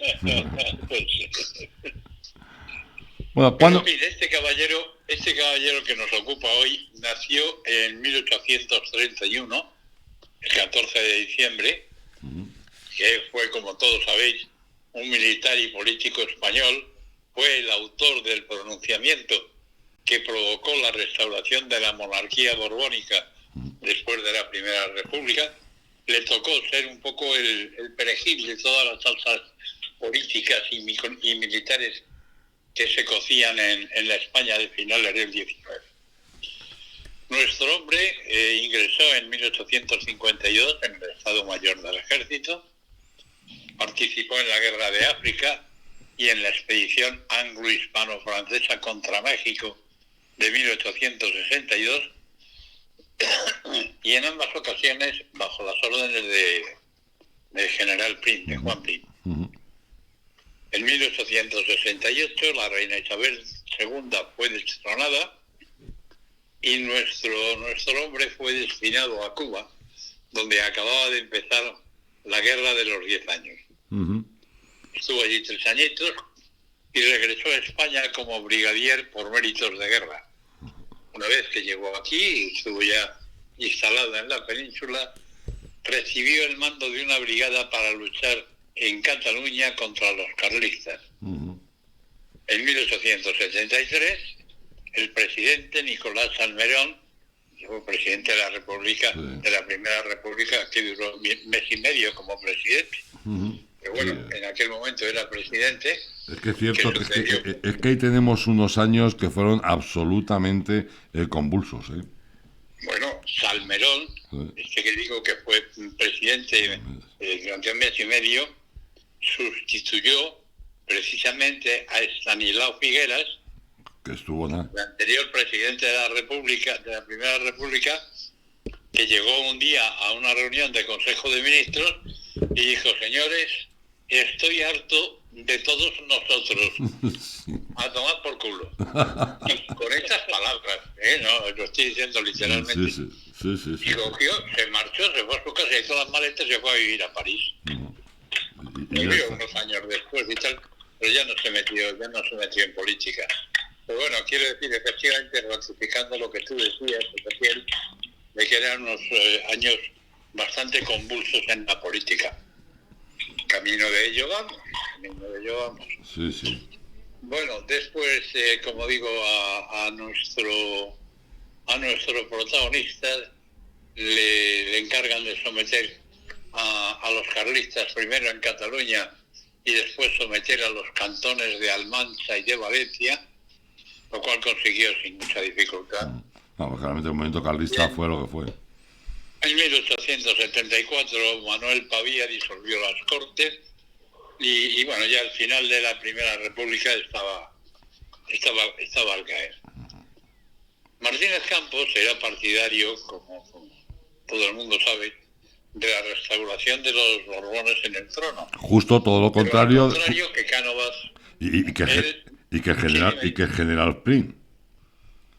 Exacto. Que además el general Prim dijo, antes de que le asesinaran, evidentemente, que jamás volvería un Borbón a España. Exacto. Y Martínez Campos, que había servido a las órdenes de Prim, sin embargo tenía una ideología política completamente distinta. Él era partidario sobre todo de la restauración de los Borbones, pero además, al contrario que Cánovas, él no estaba dispuesto a esperar que por la vía política pacífica y de convencimiento se reconvirtiera España en una monarquía. Así que en diciembre del 1874, quiero decir, el gobierno, que ya sospechaba de Martínez Campos, que estaba brujuleando por ahí, había decidido desterrarle. Martínez Campos se enteró, simuló que se marchaba a Ávila, pero se fue directamente a Sagunto, donde ella contaba con los alfonsinos valencianos para que hiciera un pronunciamiento. Mientras el brigadier Luis Daván y Ramírez de Arellano, jefe de la brigada de Segorbe, trasladó a parte de su tropa hacia ese mismo lugar, Sagunto. El 29 de diciembre, con toda la tropa formada en cuadro, Martínez Campos se dirigió a ellos y proclamó al príncipe Alfonso, hijo de Isabel II, como rey de España, con el nombre de Alfonso XII. El gobierno, que en esos momentos estaba en manos de Serrano, ya sabéis que en aquella época se iban turnando, lo cogía Serrano, lo cogía el Zar. Bueno, pues además tú sabes que Serrano de hecho se le considera probablemente uno de los asesinos del general Prim, y él estaba tremendamente encantado de poder coger la jefatura del Estado, claro. Sí, aquí andaban todos a la caza del sillón. Pero bueno, Serrano no se opuso al pronunciamiento, aceptó al nuevo rey y se restituyó la monarquía en España. Tras la llegada de Alfonso XII a España, a nuestro hombre se le otorgó el mando de las tropas que luchaban contra los carlistas en Cataluña y en Navarra. Tras acabar con unos pocos reductos del levantamiento carlista en Cataluña, que no era nada importante, quedó definitivamente controlado y el ejército concentró entonces todo su esfuerzo en Navarra. Era el último reducto carlista, y el 28 de febrero del 76 Alfonso XII entraba por fin en Pamplona. Tras el final de esta contienda, Martínez Campos fue ascendido por méritos de guerra a capitán general. Y aquí llega una de las páginas más intensas en la vida de este militar, porque fue destinado de nuevo a Cuba como capitán general de la isla. Estaba al mando de las tropas que luchaban contra los rebeldes desde hacía 8 años. Estaba al mando de unos 20.000 hombres con los que derrotó a los insurrectos en Santiago de Cuba y en las villas. Poco después, dándose cuenta de que una guerra tan larga lo que había conseguido era debilitar a ambos contendientes y en el fondo perjudicaba a toda la población de la isla, y como él era favorable a una política de tolerancia, Martínez Campos inició una serie de contactos con los insurgentes. Entonces declaró una amnistía total para todos aquellos que abandonaran las armas, y los rebeldes, cansados de la guerra, comenzaron a abandonar la lucha. Y aquí voy a ser un poco conciso, porque la verdad es que sí, porque el número de movimientos, contactos, idas y venidas y tal, dan para una película de 3 horas, pero voy a tratar de resumirlo en cuatro comentarios. Venga. Tuvo un encuentro secreto con Vicente García, jefe de los insurrectos, y le transmitió sus condiciones para que abandonaran las armas. Al final, el 10 de febrero, se firmó la paz de Zanjón, con la que se ponía final a los malditos 10 años de guerra. Martínez Campos, que conocía la valentía de los mambises cubanos, mambises llamaban a los insurrectos. Sí. No voy a contar el origen de la palabra porque es muy largo, pero bueno, al final ordena una tregua indefinida en Camagüey, intenta acercarse a los hambrientos y desnudos mambises. Los pobres llevaban años combatiendo en los distintos territorios de la isla, y con Vicente García y Serafín Sánchez, que habían dado pasos en este sentido, llegan a calificar a nuestro protagonista de pacificador, porque les promete la libertad a todos los esclavos que peleaban en las filas del Ejército Libertador. Esta política pacifista de España vino reforzada con la llegada de 57.000 hombres desde la península, donde los 250.000 soldados españoles que ya había, con los que llegaron, eran mantenidos con fondos que llegaron a sumar a Taro los machos unos 36,5 millones de pesos anuales. Y la acción de Martínez Campos, con la reunión de una Cámara de Representantes en San Agustín del Brazo, pues acuerdan la disolución del Ejército Libertador con apoyo del Comité del Centro, que es el encargado de las negociaciones. No voy a entrar, como digo, en todo esto porque ahí hay Sí, porque es muy complicado, y bastante liados estamos ya. Con muchas siglas, muchos grupos y tal. El Comité de Cubanos, que negociaba con Martínez Campos, estaba integrado por varias militares y un ciudadano civil. Firman por fin el 10 de febrero, como he dicho antes, el Pacto de Zanjón, que significa la capitulación de las armas insurrectas sin haber alcanzado la independencia y la abolición de la esclavitud verdadera. Poco después, las fuerzas de Camagüey deponen las armas, pero este comité solo representa el centro de la isla y no toda la isla de Cuba, con lo cual se empiezan a generar discrepancias, porque hay una idea integrista y reformista, entreguista quiero decir, y reformista de un solo plumazo, que de un solo plumazo pone fin a los 10 años de lucha heroica de cubanos y españoles que no había podido aplacar en todo el país. José Martí valora este hecho como una acción vil de España, y declara que así asesinó España la revolución en Cuba, diciendo a las villas, que era una circunscripción cubana, cuando no era cierto, que el Oriente, otra provincia cubana, se había rendido, y había engañado a la provincia de Oriente diciendo que las villas se habían rendido antes. Bueno, esta estrategia seguida por los españoles fue aprobada, fue no aprobada, fue aprovechada por el regionalismo cubano, y con toda la indisciplina, caudillismo y fragmentación que había, pues después de muchas acciones, etcétera, decía José Martí: nuestra espada no nos la quitó España, sino que la dejamos caer nosotros mismos. Para no hacer más prolijo el relato y ir acabando, os resumo que los distintos jefes de las distintas facciones rebeldes no acababan de ponerse de acuerdo. Unos aceptaban la paz, otros querían seguir luchando, unos por patriotismo, otros por interés político y excepcional. Total, que los distintos representantes o cabecillas de las provincias tiraron cada uno de su esquina de la lanza. La revolución había perdido mucho vigor, sin embargo, pero Maceo, que era el cabecilla en aquel momento, se sobrepone por encima de todo y proclama su disposición irrevocable a combatir. Con su conducta ejemplar, arrasa a jefes, oficiales y soldados para reanimar el patriotismo y la entrega a la causa patria.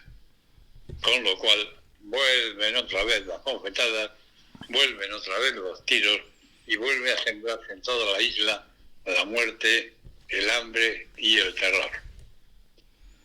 A finales de 1878 se produce una reunión en Baraguá, muy cerca de Santiago de Cuba, y después de realizadas las presentaciones de los jefes y de sus acompañantes, se pronuncian breves palabras de introducción al diálogo, como aquellas que habréis oído probablemente hace bien poco en la televisión, de que es necesaria la unión, de que no podemos pelearnos en este momento, de que tenemos que apoyarnos todos. No sé si os suenan. Pues un poquito. En este campo de la manigua cubana, el general Maceo comunica a Martínez Campos que no está de acuerdo con el pacto, ya que con él no se logra la independencia de Cuba ni la abolición de la esclavitud. Posteriormente habla otro general, el doctor Félix Figueredo, el paisano que estaba en este grupo, quienes refuerzan los planteamientos hechos por Maceo, y seguidamente Martínez Campos replica acerca del desconocimiento de las bases del acuerdo, pero le dicen que se deje historia. Intenta Martínez Campos leer el documento del acuerdo, pero los demás le dicen que se guarde el documento, que no queremos saber nada de él. Así que a la sombra de los árboles de mangos, amigos, no se llega a ningún acuerdo, por lo que Maceo comunica al general español su desacuerdo con el pacto de Zanjón firmado, y con ello decide reiniciar la guerra. Al poner fin a esta reunión, pues el hombre expresa con gallardía una proclama patriótica, diciendo: muchachos, el 23 se rompe el corojo. Se estableció un pacto de 8 días, eso sí, porque dentro de todo había un cierto fair play. Se estableció un pacto de 8 días con el fin de que las tropas se vuelvan a ocupar sus territorios asignados. Hay que hacer las trincheras otra vez, hay que reforzar las posiciones, y después de esos 8 días, pues vuelve a empezar otra vez la bendita guerra cubana, que teóricamente se había suprimido hacía no muchos meses. En 1879, por ir resumiendo, regresó a la península, era senador por derechos propio, y el 7 de marzo, a instancias de Cánovas del Castillo, ocupó el cargo de presidente del Consejo de Ministros y ministro de la Guerra del Partido Conservador. El 9 de diciembre fue sustituido por el propio Cánovas, que le había hecho la cama, y al darse cuenta de que había sido instrumentalizado por Cánovas, abandonó el partido y se pasó al Partido Liberal de Sagarza.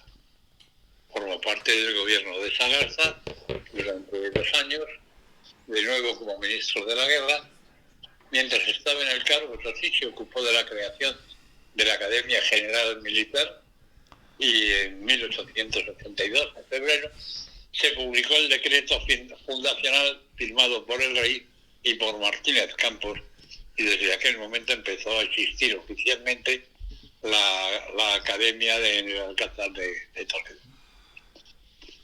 Ya después sufrió un atentado en Cataluña mientras presentaba un desfile, pero bueno, fue muy leve las consecuencias. Y después le mandaron a África porque las tropas españolas de Melilla y las tribus rifeñas andaban a la greña, y el gobierno español inmediatamente organizó un ejército de 20.000 hombres y puso al frente a Martínez Campos como hombre más idóneo para cometer esta aventura. No hubo grandes historias porque el sultán Hassan II mandó a su hermano con tropas para controlar a las tribus de Red, y en 1894 Martínez Campos firmó un tratado de paz con el propio sultán.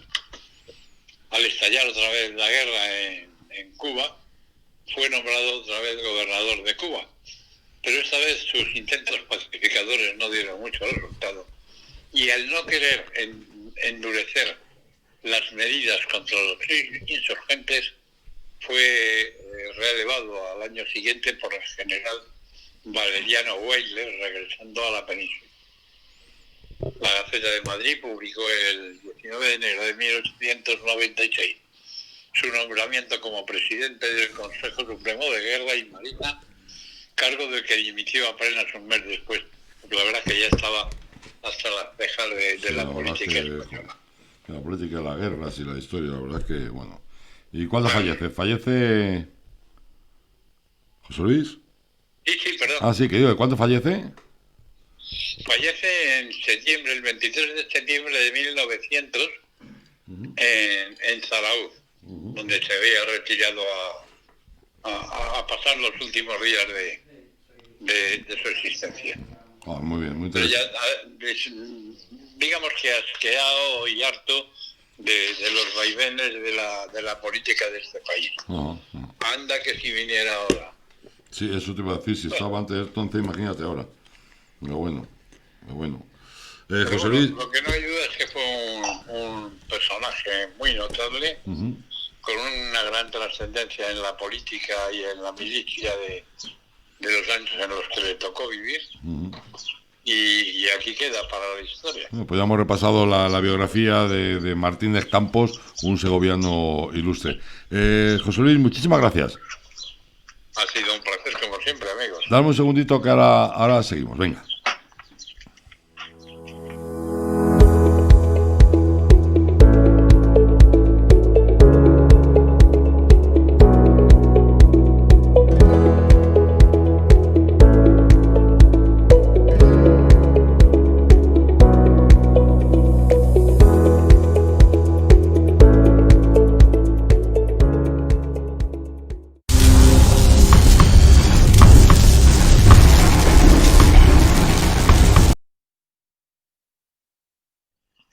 Bueno, y seguimos hablando de un tema que nos trae a todos de cabeza, y es de sanidad.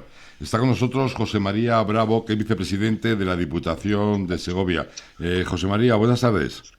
Hola, muy buenas tardes. Muchas gracias por atendernos, como siempre que te llamamos. De verdad que muchísimas gracias. Gracias a vosotros. Y la Diputación ha hecho una declaración institucional para solicitar a la Junta de Castilla y León que adopte las medidas necesarias que garanticen la prestación del servicio sanitario presencial en los consultorios médicos de los pueblos de la provincia de Segovia. ¿Cuál era el detalle de esa declaración institucional? Bueno, el primer detalle es que ha sido una declaración institucional firmada por todos los grupos políticos. Creo que en estos momentos, y lo hemos comentado en más de una ocasión en esta antena, que teníamos que llegar a un acuerdo entre todos. Y lo primero ha sido llegar a un acuerdo entre todos. Y como hemos llegado a un acuerdo entre todos, creo que lo principal es poner en valor ese acuerdo de todos los grupos políticos a la hora de pedir algo que es bueno para toda la sociedad segoviana en este caso, que es el tema de los consultorios médicos. Los consultorios médicos han estado físicamente como edificio cerrado, obviamente por las condiciones sanitarias del COVID, pero sí que es cierto que ha habido una atención telefónica y presencial de los médicos en el territorio, sí ha sido el caso. Ahora que se ha pasado a las siguientes fases y que los protocolos han ido cambiando, hemos pedido que esos protocolos también llegaran al ámbito sanitario. Y lo que pedíamos es que también se abrieran físicamente esos edificios y los consultorios empezaran a retomar la normalidad. Dentro de los protocolos que marquen los especialistas, que para eso están, para que miren por la salud de los médicos, de los profesionales y también la salud de los pacientes. Y eso es lo que se ha hecho, pedir que esos consultorios médicos empiecen poco a poco a tener normalidad. Sí. Dime. No, te decía que la idea original era mantenerlos ahí cerrados hasta el mes de octubre. Sí, había una idea original que comentó la consejera, que había la posibilidad de que estuvieran cerrados físicamente y siguieran la atención presencial los médicos en cuanto que ellos estimaran conveniente que tuvieran que ir a los domicilios particulares, hacer una especie de médico a la demanda, pero la cuestión era que si esos protocolos estaban cambiando en otra serie de negocios y en otra serie de actividades, ¿por qué no podría ser también que se cambiaran? Se hizo llegar a la consejera la petición, por parte incluso de la Federación Municipios y Provincias, la regional, y por parte del resto del Ejecutivo de la Junta de Castilla y León, y efectivamente al final vieron la viabilidad de poderlo hacer. ¿Cómo lo van a hacer? El otro día nosotros en el Centro de Salud de Cantalejo tuvimos ya la primera reunión entre todos los alcaldes del centro de salud. Se están teniendo en todos los centros de salud de zona reunión con los alcaldes de la zona para explicarles el protocolo. Va a ser en principio cita previa, obviamente creo que es fundamental en este momento. Sí que dijimos que había que hacer un refuerzo en el call, en el call center donde se recogen las llamadas, y a ser posible que las llamadas fueran directas a los centros de salud de cada zona para coger esas citas previas. Y los médicos, en el caso de Cantalejo, por ejemplo, la zona de Cantalejo, lo que han hecho ha sido, el médico que tenía 3 pueblos, de momento va a reabrir uno de los consultorios médicos, va a hacer allí las consultas con cita previa, y en el caso de que se tenga que desplazar a ver algún paciente a otro municipio, también lo harán. Pero en principio lo que van a hacer es abrir con cita previa algunos consultorios médicos, bien por distancia, bien por número de población, y fundamental que tengan teléfono y internet, porque ahora con la receta electrónica se les facilita mucho el trabajo. O sea, ¿que crees que vamos a ir avanzando?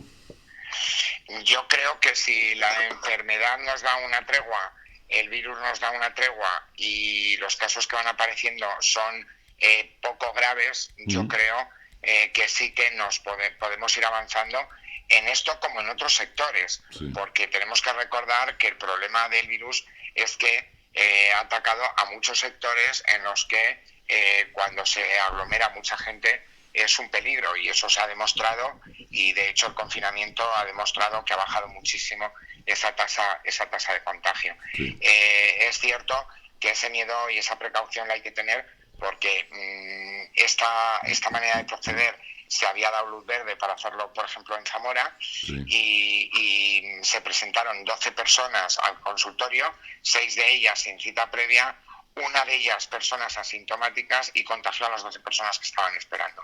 O sea, creo que tenemos que tener un especial cuidado y mantener las normas que nos dictan desde las autoridades sanitarias. Y si se tiene que pedir con cita previa, la atención sanitaria existe, va a existir y existirá, pero lo que sí que nos tenemos que es amoldar a decir, viene el médico y a mi pueblo, pero sin cita previa no me puedo acercar al consultorio porque no tengo cita para poder ir. Y si es una urgencia, llamar a urgencias, que para eso está el servicio de urgencias. Oye, y desde aquí, ya que lo dices, vamos a lanzar el mensaje nuevamente, otra vez, de que la gente adopte todas las medidas de precaución, que el virus no se ha ido, que el virus está ahí. Aunque haya salido el sol, el virus sigue estando, y la distancia, las mascarillas, es algo vital para que no haya más rebrotes. ¿Qué te iba a decir? También solicitasteis en esta declaración institucional una cosa realmente importante, y es algo que también se está pidiendo desde hace mucho tiempo, que es la dotación de un transporte vital para todos los centros de salud. Sí, creemos que si tenemos que reforzar el sistema sanitario, y más en una provincia tan dispersa como la nuestra y con una población tan envejecida y con tan poca población en algunos municipios, pues efectivamente algo primordial que tenemos que tener en cuenta es el transporte sanitario. Es cierto que la mayoría de los consultorios médicos tienen transporte vital básico como centro de salud, pero en algunos sí que haría falta un refuerzo, una mejora, y en algunos de los casos incluso lo tendrán que dictaminar los técnicos, el poderles dotar de una UBI móvil, que en algunas de las zonas de la provincia de Segovia sí que existen. Entonces, sigue, perdón, sigue. Entonces, una vez que nosotros estamos pidiendo de forma unitaria y unánime, sanitariamente hablando, unas mejoras, pues creímos conveniente el introducir también el tema del transporte, porque creemos que también es algo fundamental dentro del buen servicio que se puede prestar desde la sanidad pública. Ya que te tengo aquí, vamos a abandonar un poco la sanidad. Hay algo que de alguna forma debería preocuparnos a todos. Parece que hemos estado unos meses, que de alguna forma es como si hubiéramos estado de vacaciones. La gente se cree que ha estado de vacaciones. Ahora llega el veranito, a ver dónde voy, a ver dónde no voy. Bueno, ya veremos. Pero realmente la gente, ¿somos conscientes de que lo que nos cae encima a partir de septiembre, a nivel económico? Yo creo que la gente está todavía en estado de shock. La gente ha vivido 3 meses que no habían vivido nunca. Ciudades, vacías, monumentos vacíos. Se ha paralizado el mundo, esa es la realidad. Sí. Y yo creo que la gente ha entrado en un estado de shock. El tema económico también obviamente se va a ver afectado y se ha visto afectado, porque cuando paran las economías de golpe, y no por 15 días, que podría haber sido un KitKat o un mes, y haber retomado la actividad de forma normal, pero es que el problema es que no se puede retomar al 100% de forma normal por la situación que todavía tiene y tenemos sanitariamente hablando con el virus, porque sigue estando ahí, como muy bien has dicho. Entonces, efectivamente, la gente ahora mismo está en ese estado de shock, lo que quiere es salir de su hábitat normal, el tener un respiro, y luego efectivamente en septiembre veremos a ver la vuelta al cole cómo se produce. Yo espero que las empresas y la economía poco a poco, tanto con las inyecciones económicas, con los acuerdos que se están tomando por parte de las federaciones de empresarios, sindicatos, diálogo social en general, las propias comunidades autónomas, los propios gobiernos, lo que se intente es llegar a que esos nichos de trabajo y ese tejido industrial y ese tejido empresarial aguante esta crisis y empiece a generar empleo en unos meses. Es cierto que el mes de septiembre, hoy han dado los datos de paro, Castilla y León verdaderamente ha sido la tercera que más ha generado empleo. Ha salido muy bien Castilla y León, ¿es cierto? Ha salido muy bien, Segovia ha sido la tercera. En la comunidad autónoma hemos creado más de 5.000 puestos de trabajo en la provincia de Segovia, y eso es un dato muy importante. Pero claro, tenemos que ver y ponerlo a vista en septiembre y en las grandes industrias. La industria de la automoción, que en Castilla y León tiene tantísima representación, con FASA, por ejemplo, o en Ávila también, con otra de las factorías importantes de marcas de coches, tenemos que intentar entre todos que esto salga adelante. Obviamente medidas se van a tener que poner encima de la mesa, y el dinero que venga de Europa, que va a ser muy importante para que este tejido empresarial y este tejido industrial se fortalezca y tenga fuerza, no va a venir gratis. Entonces creo que todos nos vamos a tener que apretar el cinturón, y creo que en estos momentos es donde tenemos que tener altura de miras para poderlo hacer. Estamos esperando todos una subida inmediata de impuestos. ¿Cuándo calculas va a producir? Pues eso depende de Europa y depende mucho del gobierno de la nación. Yo creo que la subida de impuestos, como la quieren fijar, no es acertada. Se ha visto siempre que se ha subido impuestos, no ha repercutido en una mayor recaudación, porque al final el empresario lo que hace es bajar mucho la expectativa de crecimiento, porque al final trabaja muchísimo más, ponen más encima de la mesa un riesgo que de la otra manera no le pondría, y entonces yo creo que eso lo que hace es acortar el mercado, y yo creo que la subida de impuestos en este momento tiene que ser muy estudiada, tiene que ir a sectores muy concretos, porque si no, no reactivaríamos tampoco el consumo con esa subida de impuestos, con lo cual es la pescadilla que se muerde la cola. Totalmente de acuerdo. José María Bravo, vicepresidente de la Diputación de Segovia. De verdad que ha sido un placer, como siempre, el hablar contigo y muchísimas gracias por todo lo que nos has contado. A ver si tenemos, tenemos optimismo y con ganas y con ilusión pues, y con mucho trabajo conseguimos salir entre todos adelante. De verdad que muchísimas gracias.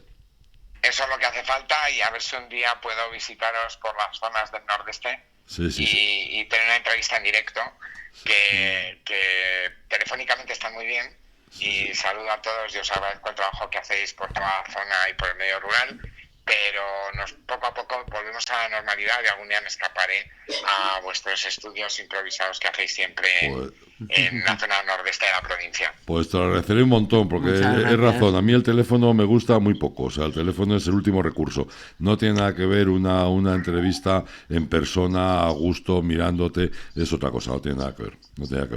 Me encantará el que nos podamos ver lo antes posible. Muchísimas gracias.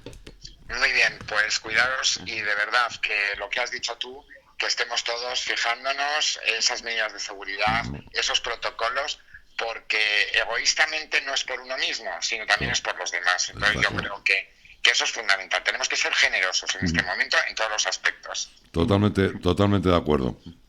Un abrazo muy fuerte. Un abrazo. Venga, hasta luego, gracias, José María. Hasta Chao. luego. Hasta luego. No, ya nos vamos. Ya, no tenemos nada más que poner, se nos ha acabado todo el granero. Bueno. José Luis García Casado. Ezequiel Cheñaque Pérez. Ha sido un placer el tenerte aquí. El placer, como siempre, ha sido mío, ya lo sabes. La semana que viene más, ¿vale? Sí, señor, eso espero. Muchas gracias. Don Eduardo Cordo. Don Eduardo Cordo. Está ahí. Que te he cogido dando una cabezadita. Oye, que... empieza... Ezequiel Rodeiro, que es un personaje que he puesto yo para fastidiarte. Sí, ya lo sé. Ya la semana que viene hablaremos largo y tendido tú y yo de tu libro y de ese personaje que has sacado por ahí. Que lo pase bien y a ver si nos da miedo la semana que viene, ¿vale? Venga, un beso, Edu. Un beso fuerte, otro para Claudia. Venga. Igualmente. Hasta luego. Gracias, cielo. Vicky Bañez, muchísimas gracias. Lo mismo digo. Y Claudia Criatura, pues muchísimas gracias. Amigos, ha sido un placer estar con ustedes. Empezamos hace casi 2 horas y el tiempo pasa volando en su compañía. De verdad, un abrazo muy fuerte, con todo mi agradecimiento de Ezequiel Cheñaque. Hasta mañana, amigos. Nordeste Radio. La voz del nordeste de Segovia.